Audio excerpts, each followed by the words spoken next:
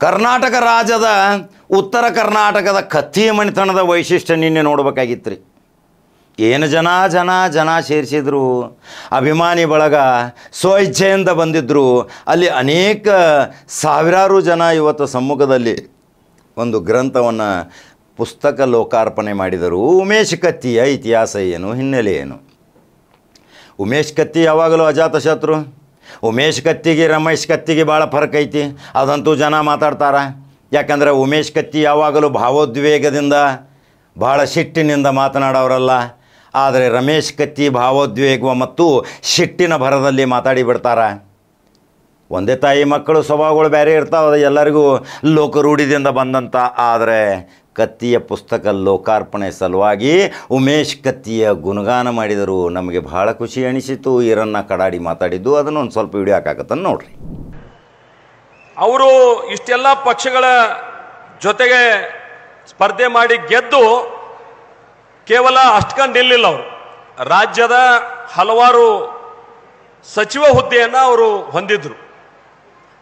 ನನಗೆ ಭಾಳ ಅಭಿಮಾನದಿಂದ ಹೇಳುವಂಥ ಒಂದು ಸಂಗತಿ ಅಂತಂದ್ರೆ, ಅವರೊಬ್ಬ ರೈತ ಕುಟುಂಬದಿಂದ ಬಂದಂಥವ್ರು. ಹೀಗಾಗಿ ಕರ್ನಾಟಕ ರಾಜ್ಯದಲ್ಲಿ ಮೊದಲನೇ ಬಾರಿ ಒಟ್ಟು ಬಜೆಟ್ ಮಂಡನೆ ಮಾಡ್ತಿದ್ರು ಎಲ್ಲ ಕಡೆ. ಅದರ ಮೊದಲನೇ ಬಾರಿ ಕೃಷಿ ಬಜೆಟ್ ಅನ್ನು ಮಂಡಿಸಿದಂಥ ಕೀರ್ತಿ ದಿವಂಗತ ಉಮೇಶಣ್ಣ ಕತ್ತಿಯವ್ರಿಗೆ ಸಲ್ತದ. ಅಂದ್ರೆ ರೈತರಿಗಾಗಿ ಸಪರೇಟ್ ಬಜೆಟ್ ಮಂಡನೆ ಮಾಡಿದಂಥ ಕೀರ್ತಿ. ಹೀಗಾಗಿ ರೈತ ಪರವಾದಂಥ ಅವರ ನಿಲುವನ್ನು ಹೊಂದಿದ್ರು ಅನ್ನುವಂಥದ್ದನ್ನು ನಾವು ನೆನಪು ಮಾಡ್ಕೊಳ್ಬೇಕಾಗ್ತದೆ. ಮತ್ತು ಅವ್ರ ವ್ಯಕ್ತಿತ್ವ ಹೆಂಗಿತ್ತಂತಂದ್ರೆ, ಒಬ್ಬ ವ್ಯಕ್ತಿಯನ್ನ ಕೇವಲ ರಾಜಕಾರಣಿಯಾಗಿ ನೋಡೋಕ್ಕಾಗೋದಿಲ್ಲ ಉಮೇಶಣ್ಣ ಕತ್ತಿಯವ್ರನ್ನ. ಅವರು ಕುಟುಂಬದ ಜೊತೆ ಇಷ್ಟು ಅನ್ಯೋನ್ಯ ಇದ್ರಲ್ಲ. ನಾನು ಭಾಳಷ್ಟು ಸಲ ಹೋದ ನೋಡ್ತಿದ್ದೆ ಮನೆಯೊಳಗೆ. ಮೊಮ್ಮಕ್ಕಳ ಮೇಲೆ ಇಷ್ಟು ಪ್ರೀತಿ ಇದ್ರು ಅವರು. ಈಗ ಮೊಮ್ಮಗ ಇಲ್ಲಿ ಭಾಷಣ ಮಾಡಿದ್ರೆ ನಾನು ನೋಡಿದೆ. ಭಾಳ ಅತ್ಯಂತ ಪ್ರೀತಿಯಿಂದ ಮೊಮ್ಮಕ್ಕಳನ್ನೆಲ್ಲ ಆಡಿಸೋದು ಮಾಡೋದು. ಯಾರು ಬೇಕಾದವ್ರು ಬರಲಿ, ಬೇಕಾದಂಥ ದೊಡ್ಡ ಲೀಡರ್ ಬರಲಿ, ಕುಟುಂಬದ ಜೊತೆ ಕೂಡ ಭಾಳ ಒಳ್ಳೆಯ ಒಡನಾಟ ಇತ್ತು. ಅವರು ಒಬ್ಬ ಕುಟುಂಬದ ಯಜಮಾನಾಗಿ ಮತ್ತು ಕೃಷಿ ಕುಟುಂಬದಿಂದ ಬಂದಿದ್ದರಿಂದ ನಾನು ಭಾಳಷ್ಟು ಸಲ ಅವ್ರನ್ನ ಭೇಟಿಯಾಗಿ ಬಂದಾಗ ಬೆಳಿಗ್ಗೆ ಅವ್ರು ಹೇಳ್ತಿದ್ರು, ನಡಿ ಹೊಲಕ್ಕೆ ಹೋಗೋಣ, ಅಲ್ಲೇ ಮಾತಾಡೋಣ ಅಂತೇಳಿ. ಹೊಲಕ್ಕೆ ಕರ್ಕೊಂಡು ಹೋಗೋದೊಂದು ಇದಿತ್ತು ಅವ್ರಿಗೆ. ನಾನು ಕೇಳ್ತಿದ್ದೆ ಅವ್ರು, ನೀವು ಈ ದೊಡ್ಡ ಹುದ್ದೆಗೆ ಬಂದ ಮೇಲೆ ಇದನ್ನೆಲ್ಲ ಹೆಂಗೆ ಸಂಭಾಳಿಸ್ತೀರಿ ಅಂತೇಳಿ. ಅವ್ರು ಹೇಳ್ತಿದ್ರು, ಇಲ್ಲ ಮೊದಲೇ ನಮ್ದು ಕೃಷಿ ಅದ, ನಾವು ಕೃಷಿಯನ್ನು ಬಿಟ್ಟು ಅಂದ್ರೆ ಆ ಗ್ಯಾಪ್ ಆಕೈತಿ, ಅಂದ್ರೆ ಆ ಕನೆಕ್ಷನ್ ಕಟ್ ಮಾಡ್ಕೋಬಾರ್ದು, ನಾವು ಒಕ್ಕಲ್ತನ ನೋಡ್ಲೇಬೇಕಂತೇಳಿ ಮಂತ್ರಿ ಇದ್ದಾಗೂ ಸಹಿತ ಪ್ರತಿನಿತ್ಯ ಹೊಲಕ್ಕೆ ಹೋಗುವಂಥದ್ದು. ಈ ಅರಿಶಿನ ಯಾಕೆ ಹೆಚ್ಚು ಬೆಳೆದಿಲ್ಲ, ಈ ಕಬ್ಬು ಯಾಕೆ ಹೆಚ್ಚು ಬೆಳೆದಿಲ್ಲ, ಇದಕ್ಕೆ ಔಷಧ ಹೊಡೆದಿರಲು, ಇದಕ್ಕೆ ನೀರು ಹಾಕಿರಲು, ಗೊಬ್ಬರ ಹಾಕಿರಲು, ಆ ಹೊಲ್ದಾನ ಅವ್ರನ್ನ ಹಿಂಗೆ ತಿರುಗಾಡ್ತಿದ್ರಲ್ಲ ನೋಡ್ತಿದ್ದೆ. ಭಾಳ ಆಶ್ಚರ್ಯ ಆಕೈತಿ ನನಗೆ. ಅಂದ್ರೆ ಆ ಕನೆಕ್ಷನ್, ಆ ಬೇರ್ ಕಟ್ ಮಾಡ್ಕೋಬಿಟ್ರಿ ಕೆಲವರು. ಕೃಷಿ ಕುಟುಂಬದಿಂದ ನಾ ಬಂದೇನೆ ಅನ್ನುವಂಥದ್ದು. ಒಬ್ಬ ಕೃಷಿಕನಾಗಿ, ಒಬ್ಬ ಕುಟುಂಬದ ಯಜಮಾನಾಗಿ, ಒಬ್ಬ ಕೃಷಿಕನಾಗಿ ಕೇವಲ ಅದಷ್ಟೇ ಅಲ್ಲ, ಅನೇಕ ಉದ್ಯಮಗಳನ್ನು ಕಟ್ಟಿದ್ರು ಅವರು. ಆ ಉದ್ಯಮಗಳನ್ನು ಕಟ್ಟಿದಂಥ ಸಂದರ್ಭದೊಳಗೆ ನಾ ಕೇಳ್ತಾ ಇದ್ದೆ, ಬಿಡ್ರಿ ಹುಡುಗರು ಬಂದಾರ ನೋಡ್ತಾರ, ಎಲ್ಲ ದೊಡ್ಡವ್ರದಾರ, ನೀವು ಯಾಕೆ ಸುಳ್ಳು ಅವ್ರಿಗೆ ಬಿಡುದಿಲ್ಲ ಅಂತೇಳಿ. ನನಗೆ ವಿಶ್ವಾಸ ಬರ್ತಕ್ಕ ಬಿಡುದಿಲ್ಲ ಅವ್ರು. ಹೋಗಿ ಬೆಳಿಗ್ಗೆ ಫ್ಯಾಕ್ಟ್ರಿ ಒಳಗೆ ಕುಂದ್ರುವಂಥದ್ದು. ಎಲ್ಲಿ ಸಕ್ಕರೆ ಬಿತ್ತು, ಏನಾಯ್ತು, ಪ್ರತಿ ದಿವಸ ಕ್ಷೇತ್ರದೊಳಗಿದ್ರಂದ್ರೆ ಆ ಉದ್ಯಮದ ಬಗ್ಗೆನೂ ಭಾಳ ಎನ್ಕ್ವೈರಿ ಮಾಡುವಂಥದ್ದು. ಅಂದ್ರೆ ಒಬ್ಬ ಯಶಸ್ವಿ ಉದ್ಯಮಿ ಕೂಡ ಅವ್ರು ಆಗಿದ್ರು ಅನ್ನುವಂಥದ್ದನ್ನು ಇವತ್ತು ನಾವು ನೆನಪು ಮಾಡ್ಕೋಬೇಕಾಗ್ತದೆ. ಉಮೇಶ್ ಕತ್ತಿ ಅವ್ರನ್ನ ಕೇವಲ ರಾಜಕೀಯ ವ್ಯಕ್ತಿಯಾಗಿ ಅಲ್ಲ, ಇಷ್ಟೇ ಅಲ್ಲ, ಅವರು ರಾಜಕಾರಣಿಯಾಗಿಯೂ ಕೂಡ ಅವ್ರಿಗೊಂದು ಬದ್ಧತೆ ಇತ್ತು, ಕಮಿಟ್ಮೆಂಟ್ ಇತ್ತು. ಆ ಬದ್ಧತೆ, ಕಮಿಟ್ಮೆಂಟು ಇವತ್ತಿನ ರಾಜಕಾರಣಿಗಳು ಇಲ್ಲ ಅನ್ನುವಂಥದ್ದು ಕೂಡ ನಾವು ನೆನಪು ಮಾಡ್ಕೊಳ್ಬೇಕಾಗ್ತದೆ. ಯಾವ ರೀತಿ ಬದ್ಧತೆ ತಮ್ಮ ಕ್ಷೇತ್ರದ ಜನರ ಜೋಡಿ ಅಂತಂದ್ರೆ, ಅತ್ಯಂತ ಸಾಮಾನ್ಯ ಜನ ಬಂದ್ರು ಕೂಡ ಅವ್ರನ್ನ ಅತ್ಯಂತ ಆತ್ಮೀಯತೆಯಿಂದ, ಪ್ರೀತಿಯಿಂದ ಕರೆದು ಮಾತನಾಡಿಸುವಂತ ಮತ್ತು ಅವರಿಗೆ ಹುಡುಗಾಟಿಕೆ ಮಾಡುವಂತ ಆ ಸಂಬಂಧ ಏನಿತ್ತಲ್ಲ, ಅನ್ಯೋನ್ಯತೆ, ಅದನ್ನ ನಾವು ನೆನಪು ಮಾಡ್ಕೊಂಡ್ರೆ ಬಹುಶಃ ಇದು ಎಲ್ಲರಿಗೂ ಆಗೋದಿಲ್ಲ ಅಂತ ಅನಿಸ್ತದೆ. ಪ್ರತಿ ಸೋಮವಾರ PLD ಬ್ಯಾಂಕ್ನೊಳಗೆ ಕುಂತು ಬೈಠಕ್ ಇರ್ತಿತ್ತು. ಅದು ಕುರ್ಚಿ ಹಾಕೊಂಡು ಕುಂದಿರ್ತಿಕ್ಕಿಲ್ಲ ಅವ್ರು.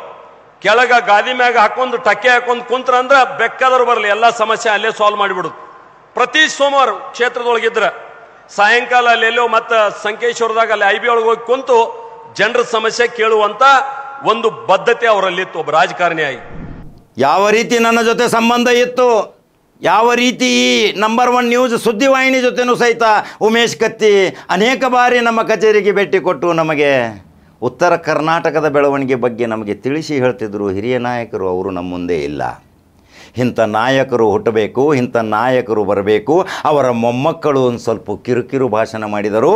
ನಾನು ಮುಖ್ಯಮಂತ್ರಿಯಾಗಿ ನಮ್ಮ ಅಜ್ಜನ ಆಸೆ ತೀರಿಸ್ತೀನಿ ಅಂತಾನ ಸಣ್ಣ ಮಗು. ನಮಸ್ಕಾರ, ನಂದು ಹೆಸರು ಆರುಷ್ ಕತ್ತಿ. ನಾನು ಇವತ್ತು ನಂದು ಅಜ್ಜ ಬಗ್ಗೆ ಮಾತಾಡತ್ತಿದ್ದೀನಿ. ಅಜ್ಜ ಭಾಳ ಚಲೋ ಇದ್ರು. ನಮಗೂ ಎಲ್ಲರಿಗೂ ಸೇಮ್ ಟ್ರೀಟ್ ಮಾಡ್ತಿದ್ರು.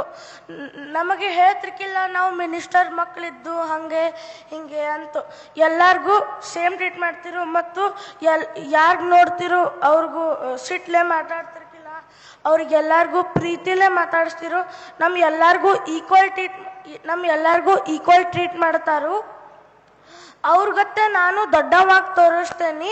ಈಗ ನಂದು ಅಜ್ಜ ರಮೇಶ್ ಕತ್ತಿ ಅವ್ರು ಎಲ್ಲಾರ್ದು ಪ್ರಾಬ್ಲಮ್ಸ್ ಯಾರು ಸಾಲ್ವ್ ಮಾಡ್ತಾರೋ ಅವ್ರಿಗತ್ತೆ ನಾನು ಎಲ್ಲಾರ್ದು ಪ್ರಾಬ್ಲಮ್ಸ್ ಸಾಲ್ವ್ ಮಾಡ್ತೇನೆ. ನಿಮ್ಮ ಆಶೀರ್ವಾದ ನಮ್ಮ ಮೇಲೆ ಇರಬೇಕು. ಧನ್ಯವಾದಗಳು. ವೇದಿಕೆ ಸ್ತಬ್ಧ ಆಯಿತು. ಆ ಮುದ್ದು ಮಕ್ಕಳು ಮಾತಾಡಿದ್ದು ಸಹಿತ ಇವತ್ತು ಭಾಳ ಜನ ಕೂಲಂಕುಷವಾಗಿ ನೋಡಿದರು. ಪರಂಪರೆ ಬೆಳೆಯಬೇಕು. ಕತ್ತಿ ಸಾಮ್ರಾಜ್ಯವು ಸಹಿತ ರಾಜ್ಯದಲ್ಲಿ ಬೆಳೆದಿದ್ದು ಉಮೇಶ್ ಕತ್ತಿಯ ಆಶೀರ್ವಾದದಿಂದ. ವಿಶ್ವನಾಥ ಕತ್ತಿ ಭಾಳ ಸಂಭಾಯಿತಿದ್ರು, ಆದರೆ ಉಮೇಶ್ ಕತ್ತಿ ಮಾತ್ರ ಭಾಳ ಅಭಿವೃದ್ಧಿ ಪರ್ವ ಬೃಂದಾವನ ಮಾಡ್ತಾನಂತ ಹೇಳಿದ್ರು. 200 ಕೋಟಿ ರೂಪಾಯಿದಲ್ಲಿ ನಮ್ಮನ್ನು ಕರ್ಕೊಂಡೋಗಿ ತೋರಿಸಿದ್ದು ಆ ಸ್ಮರಣೀಯ ಘಟನೆಗಳನ್ನು ನಾವು ಇವತ್ತು ನೆನೆಸಬೇಕು. ಘಟಪ್ರಭಾದಿಂದ ಬೋಟ್ನಲ್ಲಿ ಹಿಡ್ಕಲ್ ಡ್ಯಾಮ್ಗೆ ಹೋಗಬೇಕು, ಅಲ್ಲಿಂದ ಮತ್ತೆ ವಾಪಸ್ ಬರಬೇಕು. ಅನೇಕ ಉದ್ಯೋಗ ಅವಕಾಶಗಳು ಸಿಗ್ತಿದ್ದು, ರಿಸಾರ್ಟ್ಗಳು ತಯಾರಾಗ್ತಿದ್ದು. ಇಂಥ ಒಬ್ಬ ಇಚ್ಛಾಶಕ್ತಿ ಉಳ್ಳಂಥ ವ್ಯಕ್ತಿಯ ಹಿನ್ನೆಲೆ ಮತ್ತು ಇತಿಹಾಸದ ಪುಸ್ತಕ ಲೋಕಾರ್ಪಣೆ ಮಾಡಿದ್ದು ಇವತ್ತು ರಾಜ್ಯ ನೋಡುವಂಗಾಯಿತು. ಎಷ್ಟು ಜನರನ್ನು ಕರೆದಾರ, ಅಷ್ಟು ಎಲ್ಲ ಜನ ಬಂದಿದ್ದರು. ಮಾತ್ರ ಕಣ್ಣೀರಿನ ಕೋಡಿ ಹರಿಸಿದರು ರಮೇಶ್ ಕತ್ತಿ. ಈಗ ಜಿಲ್ಲೆಯಲ್ಲಿ ಈ ಸಮಾವೇಶದಿಂದ ಕತ್ತಿಗೆ ಒಂದು ಸ್ವಲ್ಪ ಪ್ಲಸ್ ಆಯಿತು, ಅನುಕಂಪ ಬಂತು. ಅದರ ಪ್ರಭಾವ ಈಗ DCC ಬ್ಯಾಂಕ್ನಲ್ಲಿ ಬೀಳೋದು ಮತ್ತು ಹುಕ್ಕೇರಿ ವಿದ್ಯುತ್ ಸಹಕಾರಿ ಸಂಘದಲ್ಲಿಯೂ ಬೀಳುವುದು. ಹುಕ್ಕೇರಿ ವಿದ್ಯುತ್ ಸಹಕಾರಿ ಸಂಘ ಅದು ಅಪ್ಪನಗೌಡ ಪಾಟೀಲರ ಒಂದು ಕನಸು. ಆ ಕನಸನ್ನು ನನಸು ಮಾಡಲಿಕ್ಕೆ ಅನೇಕ 30 ವರ್ಷಗಳಿಂದ ತಮ್ಮ ಕಪಿಮುಷ್ಟಿಯಲ್ಲಿ ಇಟ್ಕೊಂಡಿದ್ದರು ರಮೇಶ್ ಕತ್ತಿ. ಈಗ ಅದನ್ನು ವಶಪಡಿಸಿಕೊಳ್ಳುವ ಸಲುವಾಗಿ ಜಾರಕಿಹೊಳಿ ಸಾಮ್ರಾಜ್ಯ ಅಲ್ಲಿ ದಾಪುಗಾಲ ಆಯಿತು. ಈಗ ಅದು ರಣರಂಗದ ಕದನದ ಮೈದಾನ ಆಯಿತು. ಪೈಲ್ವಾನ್ರ ಇಳದಾರ, ಇನ್ನು ಕುಸ್ತಿ ಆಗೋದು. ಯಾಕಂದರೆ ಈಗಾಗಲೇ ಬಾಲಚಂದ್ರ ಜಾರಕಿಹೊಳಿ 12 ಕ್ಷೇತ್ರವನ್ನು ಅವಿರೋಧವಾಗಿ ಆಯ್ಕೆಯಾಗಿ ನಾವು ಗೆದ್ದೇ ಬಿಟ್ಟಿದ್ದೀವಿ ಅಂತ ಒಂದು ಸ್ಟೇಟ್ಮೆಂಟ್ ಕೊಟ್ಟಾಗ ಅಲ್ಲಿ ಒಬ್ಬ ಹಿರಿಯ ನಾಯಕ ನಮಗೆ ಗುಸುಗುಸು ಹೇಳ್ತಾರೆ, ಎಲ್ಲ ಅವಿರೋಧ ಮಾಡೋಕ್ಕೆ ಕೊಡೋಂಗಿಲ್ಲ, ಎಲ್ಲ ಕಡೆ ನಾವು ಚುನಾವಣೆ ಮಾಡ್ತೀವಿ ಅಂತಾರೆ. ಎಲ್ಲ ಕ್ಷೇತ್ರಗಳಲ್ಲಿಯೂ ಚುನಾವಣೆ ಆಗಲಿ, ಪಾರದರ್ಶಕ ಆಗಲಿ, ಸೋಲಿಗೆಲ್ಲಿ, ಆದರೆ ಚುನಾವಣೆ ಆಗಲಿ ಅವಿರೋಧ ಆಯ್ಕೆ ಆಗೋದು ಬೇಡ ಅಂತಾರ. ಹಾಗಾದರೆ ಇದು ಉಮೇಶ್ ಕತ್ತಿಯ ಪುಸ್ತಕ ಲೋಕಾರ್ಪಣೆಯ ನಿಮಿತ್ತವಾಗಿ ನಡೆದಂಥ ಬೃಹತ್ ಸಮಾವೇಶ. ಆ ಸಮಾವೇಶದಲ್ಲಿ ಈಗ ಸಂದೇಶವೊಂದು ಬಂತು. ಇದು ಒಂದು ಗುಪ್ತ ಮಾಹಿತಿ. ಇನ್ನು ಚುನಾವಣೆಯ ರಣಕಹಳೆ, ಇನ್ನು DCC ಬ್ಯಾಂಕಿನ ಮೇಲೆ ಎಲ್ಲರ ಕಣ್ಣು. ಇನ್ನು 2 ದಿನ ಉಳಿತ್ರಿ. ಇನ್ನು ಅಪ್ಪನಗೌಡ ಪಾಟೀಲರ ಕನಸು ನನಸಾಗಬೇಕು. ಅಪ್ಪನಗೌಡ ಪೆನಲ್ ಈಗಾಗಲೇ ರೆಡಿಯಾಗೈತಿ. ಅಪ್ಪನಗೌಡ ಪೆನಲ್ ಈಗಾಗಲೇ ಮನೆ ಮುಟ್ಟಿ ಮತದಾರನ ಮನಸ್ಸು ಒಲೆದೈತಿ. ಅದೇ ರೀತಿ ಸ್ವಾಭಿಮಾನ ಬನ ಸಹಿತ ಕರ್ಕೊಂಡು ಹೋಗಿ ಜನರನ್ನು ಕೂಡಿಸಿ ಅವರಿಗೆ ಅಲ್ಲಿ ವಾಗ್ದಾನಗಳನ್ನು ಮಾಡಿಸಿದಾರ, ಪ್ರಮಾಣ ವಚನಗಳನ್ನು ಮಾಡಿಸಿದಾರ, ಸ್ವಯಂ ಪ್ರೇರಿತವಾಗಿ ಹಾನಿಗಳನ್ನು ಮಾಡಿದಾರ. ಹಾಗಾದ್ರೆ ಇನ್ನು ಅಲ್ಲಿ 50-50 ಅಂತ ನಾವು ಹೇಳಿದ್ವಿ. 3-4 ಮಂದಿ ಎಕ್ಸ್ಟ್ರಾ ಬೀಳ್ತಾರೆ, ಅವ್ರದ್ದು ಬೆಲೆ ಬಾಳುವ ಕೊಯ್ನೂರು ವಜ್ರ ಅಂತ ಹೇಳಿದ್ದೀವಿ. ಇದು ಹುಕ್ಕೇರಿಯ ಸೊಸೈಟಿಯ ಸಮೀಕ್ಷೆ ಹೇಳಾಕತ್ತೀನಿ. ಇನ್ನು DCC ಬ್ಯಾಂಕ್ ರಣರಂಗ ಆಗುದ್ರಿ. 28ಕ್ಕೆ ಮುಗಿತೈತಿ ಫಲಿತಾಂಶ. 29ರಿಂದ ಈ ಜಾರಕಿಹೊಳಿ ಸಹೋದರರು ಇನ್ನು DCC ಬ್ಯಾಂಕ್ಗೆ ಲಗ್ಗೆ ಹಾಕವ್ರು. ಇನ್ನು DCC ಬ್ಯಾಂಕಿನಲ್ಲಿ ಇನ್ನು ಘಟಾನುಘಟಿಗಳು ಯಾರು ಬರ್ತಾರ? ಆ ವೇದಿಕೆ ಮೇಲೆ ಅಲ್ಲಿ ರಾಮದುರ್ಗದ ಶಾಸಕ ಅಶೋಕ ಪಟ್ಟಣ ಬಂದಿದ್ದು ನಾವು ನೋಡಿದ ತಕ್ಷಣ ಅಶೋಕ ಪಟ್ಟಣ DCC ಬ್ಯಾಂಕಿಗೆ ಡೈರೆಕ್ಟರ್ ಆಗುವ ಸಲುವಾಗಿ ಕಸರತ್ತು ನಡೆಸ್ಯಾರ ಅನ್ನೋದು ಒಂದು ಸಂದೇಶ ನಮಗೆ ಗೊತ್ತಾತು. ಬಹಳ ದಿನಗಳಿಂದ ಆಸೆ ಐತಿ ಅಶೋಕ್ ಪಟ್ಟಣಗೆ DCC ಬ್ಯಾಂಕ್ ಡೈರೆಕ್ಟರ್ ಆಗ್ಬೇಕಂಥೇಳಿ. ಈಗ ಅವ್ರ ಕನಸು ನನಸಾಗತೈತಿಯೋ ಇಲ್ಲೋ ಅನ್ನೋದು ಇನ್ನು ಅಲ್ಲಿ ಈ ಸಾಮ್ರಾಜ್ಯ ಏನು ಆಟ ಹೂಡ್ತೈತಿ ಅದ್ರ ಮೇಲೆ ಐತಿ. ಮಾಜಿ ಮುಖ್ಯಮಂತ್ರಿಗಳು ಬಂದಿದ್ದರು, ಲೋಕಸಭಾ ಸದಸ್ಯರು ಬಂದಿದ್ದರು, ಮಾಜಿ ಲೋಕಸಭಾ ಸದಸ್ಯರು ಬಂದಿದ್ದರು, ಹಿರಿಯ ನಾಯಕ ಪ್ರಕಾಶ್ ಹುಕ್ಕೇರಿ ಬಂದಿದ್ದರು, ಗಣೇಶ್ ಹುಕ್ಕೇರಿ ಬಂದಿದ್ದರು, ಅನೇಕ ಘಟಾನುಘಟಿಗಳು ಮಠಾಧೀಶರು ಬಂದಿದ್ದರು, ಶಾಸಕರು ಬಂದಿದ್ದರು, ಮಾಜಿ ಶಾಸಕರು ಬಂದಿದ್ದರು, ಮಾಜಿ ಸಚಿವರು ಬಂದಿದ್ದರು. ವೇದಿಕೆ ಅಲಂಕಾರಗೊಂಡಿತ್ತು. ಜನಸ್ತೋಮ ಭಾಳ ಜೋರ್ದಾರಾಗಿ ಭಾಳ ಕೂಗು ಶಿಳ್ಳೆ ಹೊಡೆಯಾಕತ್ತಿತ್ತು. ಆದರೆ ಈಗ ಇದು ಸೊಸೈಟಿ ಚುನಾವಣೆಯ ಮೇಲೆ ಪ್ರಭಾವ ಬೀರ್ತೈತಿ ಅನ್ನಕತ್ತಿ. ಕುಟುಂಬದ ಶಕ್ತಿ ತಾಕತ್ತು ಗೊತ್ತಾಗ್ತೈತಿ. ಇದೇ ಪ್ರಭಾವ ಬೀರಿದ ತಕ್ಷಣ DCC ಬ್ಯಾಂಕ್ ಇಲ್ಲಿ ಸಮಾವೇಶ ನಡೆದೈತಿ. ಅಲ್ಲಿ ಮತಗಳ ಬೇಟೆಗಾಗಿ ಉಸ್ತುವಾರಿ ಮಂತ್ರಿ ಹೋಗ್ಯಾರ. ಈ ಸಮಾವೇಶ ಒಂದು ಕಡೆ, ಅಲ್ಲಿ ಮತಗಳ ಬೇಟೆ ಒಂದು ಕಡೆ. ಸತೀಶ್ ಜಾರಕಿಹೊಳಿ ಶಾಂತ ಸ್ವಭಾವದಿಂದ ಎಲ್ಲರ ಮನಸ್ಸು ಒಲ್ಸಾಕತ್ತಾರ. ಯಾವಾಗಲೂ ಸತೀಶ್ ಜಾರಕಿಹೊಳಿದು ಯಾವಾಗಲೂ ಭಾಳ ಶಾಂತ ಸ್ವಭಾವದಿಂದ ಮತಗಳ ಕ್ರೋಢೀಕರಣ ಹೆಂಗೆ ಮಾಡಬೇಕು, ಯಾವ ರೀತಿಯಲ್ಲಿ ವಿರೋಧ ಐತಿ ಅಲ್ಲಿ ಹೆಂಗೆ ತಿಳಿ ವಾತಾವರಣ ಮಾಡಬೇಕು ಅನ್ನುವ ಮಾಸ್ಟರ್ ಮೈಂಡ್ ಸತೀಶ್ ಜಾರಕಿಹೊಳಿ ಯಾವಾಗಲೂ ಸುಮ್ಮಕೊಂಡು ವ್ಯಕ್ತಿಯಲ್ಲ. ಅಲ್ಲಿ ರಭಸದಿಂದ ಪ್ರಚಾರ ಮಾಡಕತ್ತಿಲ್ಲ, ಶಾಂತ ರೀತಿಯಿಂದ ಪ್ರಚಾರ ಮಾಡಕತ್ತಾರ. ನೀವು ಅಂದು ನಮಗೆ ಅವಕಾಶ ಕೊಟ್ಟು ನೋಡ್ರಿ, ಆಶೀರ್ವಾದ ಮಾಡಿ ನೋಡ್ರಿ, 6 ತಿಂಗಳದಾಗ ಏನು ಡೆವಲಪ್ಮೆಂಟ್ ಮಾಡೇವಿ ಅದನ್ನು ಮುಂದುವರಿಸ್ತೀವಿ ಅನ್ನೋದು ಸತೀಶ್ ಜಾರಕಿಹೊಳಿಯ ಸಂದೇಶ. ಬರ್ತಾ ಇದೆ ಹಂಗಿದೆ. ಇನ್ನೂ ಕೆಲವು ಭಾಗದಲ್ಲಿ ಹೆಂಗೆ ಪರಿಸ್ಥಿತಿ ಇದೆ ಅಂದರೆ ಮುಕ್ತವಾಗಿ ಓಡಾಡಲಿಕ್ಕೆ ಅವಕಾಶ ಇಲ್ಲ. ಮುಂದಿನ ನಮ್ಮ ಸಭೆ ಎಲ್ಲಿ ಅಂದ್ರೆ ಸಾರಾಪುರದಾಗ ಆಗ್ಬೇಕಂದ್ರೆ ಈ ಚುನಾವಣೆಯಲ್ಲಿ ನಾವು ಗೆಲ್ಲಬೇಕು.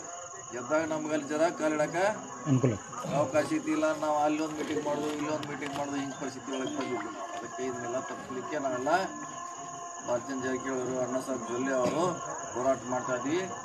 ನಿಮ್ಮ ರಕ್ಷಣೆಗೆ ನಾವಿದ್ದೀವಿ, ನಿಮ್ಮ ಹಿಂದೆ ನಾವಿದ್ದೀವಿ. ಈ ಚುನಾವಣೆಯಲ್ಲಿ ಮುಕ್ತವಾಗಿ ನಾವೆಲ್ಲ ಓಟ್ ಹಾಕ್ಲಿಕ್ಕೆ ನಮಗೆ ಅವಕಾಶಗಳಿದೆ. ಭಾಳ ಜನ ಹೆದರ್ತಾರೆ, ನಿಮಗೆ ಓಟ್ ಹಾಕಿದ್ದು ಯಾರು ನೋಡ್ಲಿಕ್ಕೆ ಬರೋಲ್ಲ, ಒಳಗಡೆ ಯಾರು ಬರೋದಿಲ್ಲ. ನಿಮ್ಗೆ ಯಾರು ಒಳ್ಳೆಯವರು, ಯಾರು ನಿಮ್ಮ ಹಿತ ಕಾಯ್ತಾರ, ಯಾರು ಈಗ 3 ತಿಂಗಳ ಒಳ್ಳೆ ಕೆಲಸ ಮಾಡ್ಯಾರ ಅಂಥವ್ರನ್ನ ಆಯ್ಕೆ ಮಾಡಬೇಕಂತ ವಿನಂತಿ ಮಾಡ್ಕೊಳ್ಳಿ ಬಂದಿದ್ದೇವೆ. ಕತ್ತಿಯವ್ರ ಕಡೆ ಕೂಡ 25 ವರ್ಷ ಈ ಇಲೆಕ್ಷನ್ ಇತ್ತು. ಆವಾಗ ಟಿ ಸಿ ತರಬೇಕಾದ್ರೆ ನಿಮ್ಮ ಪರಿಸ್ಥಿತಿ ಏನಿತ್ತು, ಎಲ್ಲೆಲ್ಲಿ ಹೋಗ್ಬೇಕಿತ್ತು, ಯಾರನ್ನು ಕರ್ಕೊಂಡು ಹೋಗ್ಬೇಕಿತ್ತು, ಅದು ಸಿಕ್ತು. ಇಲ್ಲಂದ್ರೆ ಇಲ್ಲ, ಅವ್ರ ಮನುಷ್ಯ ಬಂದಾಗ ಸಿಕ್ಕಾಯ್ತು. ಈ 3 ತಿಂಗಳಲ್ಲಿ ವಾತಾವರಣ ಕಾಲ ಬದಲಾಗಿದೆ. ಏನೋ ಯಾರ ಬಾಗೇವಾಡಿಗೆ ಹೋಗೋದ್ರ ಅವಶ್ಯಕತೆ ಇಲ್ಲ, ಗೋಕಾಕ್ತಿಲ್ಲ, ಮತ್ತೆ ಇಲ್ಲಿ ಹೋಗುವಂಥ ಅವಕಾಶ ಇಲ್ಲ. ಬರೀ ಒಂದು ಫೋನ್ ಮಾಡಿ ಹೇಳಿದ್ರು ಕೂಡ ನಿಮಗೆ ಟಿ ಸಿ ಬರುವಂಥ ಪ್ರಯತ್ನ ಆಗ್ತೈತೆ.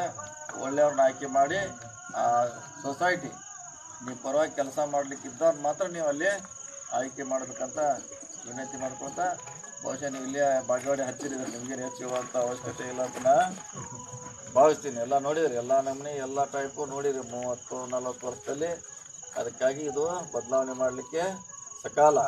ಇದನ್ನ ನಿಮ್ಮ ಮನೆ ಬಾಗಿಲಿಗೆ ದೇವರ ಪಾಲಿಕೆ ಬಂದಾಗ ನಿಮ್ಮ ಮನೆ ಒಳಗೆ ಬರ್ತಾನೆ ಅಂತ ನಿಮ್ಮ ಮನೆಗೆ ಬಂದಿದೆ. ತಗೊಳ್ಳೋಂಥ ಜವಾಬ್ದಾರಿ ನಿಮ್ಮದು. ಅದಕ್ಕಾಗಿ ಎಲ್ಲರಿಗೂ ತಿಳುವಳಿಕೆ ಹೇಳಿ, ಯಾರು ಕೂಡ ನೀವು ಯಾರಿಗೆ ಮತ ಹಾಕಿರಿ ಅಂತ ಯಾರು ನೋಡ್ಲಿಕ್ಕೆ ನಿಮ್ಗೆ ಬರೋಲ್ಲ, ಒಳ್ಳೆಯವ್ರನ್ನ ಆಯ್ಕೆ ಮಾಡೋಕ್ಕಂತೇಳಿ ನನ್ನ ಮಾತು ಮುಗಿಸು. ನಮಸ್ಕಾರ.